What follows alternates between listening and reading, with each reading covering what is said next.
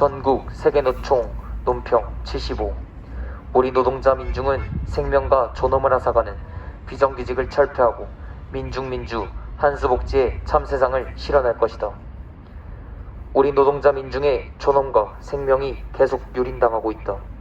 최근 야간 노동이 많은 도소매, 운수, 제조업 사업장 중 절반 이상이 사업안전보건법과 노동관계법을 위반한 사실이 드러났다. 51곳 중 26곳에서 총 83건의 법 위반 사항이 적발됐는데, 특히 야간 노동자에 대한 특수건강진단비 실시가 10곳 중 3곳인 것으로 드러났다. 주로 물류센터, 비정규직 노동자에 대한 특수건강진단을 하지 않았으며, 유통, 운수창고업 6곳에서는 휴식시간을 준수하지 않아 일부 노동자가 휴식 없이 11시간인 연속 노동하기도 했다. 뿐만 아니라 9곳에서 연장, 휴일 근로수당이 누락되고 6곳에서 일주에 12시간이나 초과 연장 근로를 한 사례가 적발됐다. 2007년 세계보건기구 산하 국제암연구소는 야근을 2군 발암물질로 지정했고, 최근 한국노동연구원에서 발표한 보고서를 통해 주당 근로시간이 52시간 이상인 사업체의 산재율이 40시간 미만 사업체에 비해 약 5배나 높다는 사실이 밝혀졌다. 국민당의 반노동, 반민중 책동이 갈수록 노골화되고 있다. 국민당 대선 후보 윤석열은 종부세 폭탄론, 종부세 재산세 통합, 1주택자에 대한 종부세 면제를 내세우고 있다.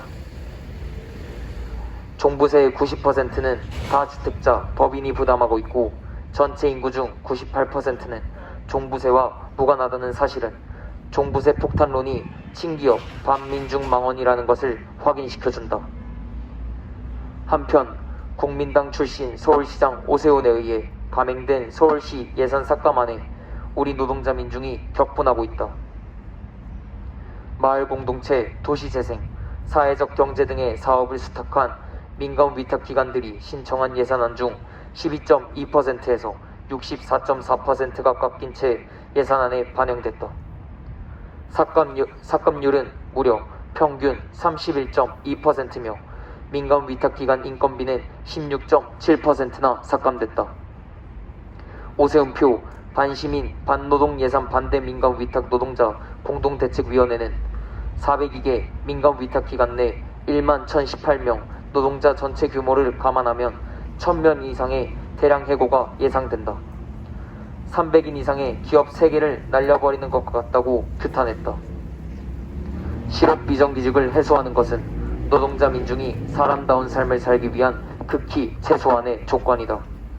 배송기사들이 배달되는 노동자이지만 결근되는 사업자로서 모든 경제적 책임을 부담해야 하고, 화물기사들의 과로, 과적, 과속을 막기 위한 최저임금제인 안전운임제의 시효가 만료되고 있음에도 정부, 국회에서 아무런 대책을 세우지 않고 있는 사례는 노동자 민중의 생존권과 발전권이 반노동, 반민중적인 정권과 기업에 의해 계속 유린되고 있다는 것을 보여준다.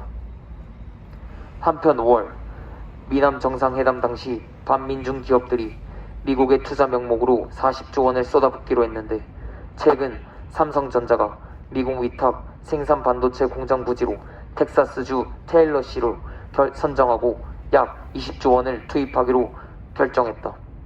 이 같은 사실은 미즈 침략 세력과 반민중 재벌, 반역 권력 간의 결탁을 확인시켜준다. 우리 노동자 민중의 생존과 발전을 위한 유일한 방도는 노동자 민중을 위한 민중민주 정권의 경제 민생 정책인 한수복지 정책에 있다.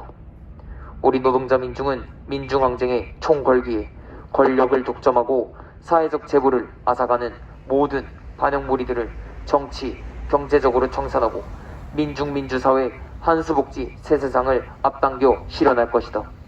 2021년 11월 27일 정부청사업 전국 세계노총 준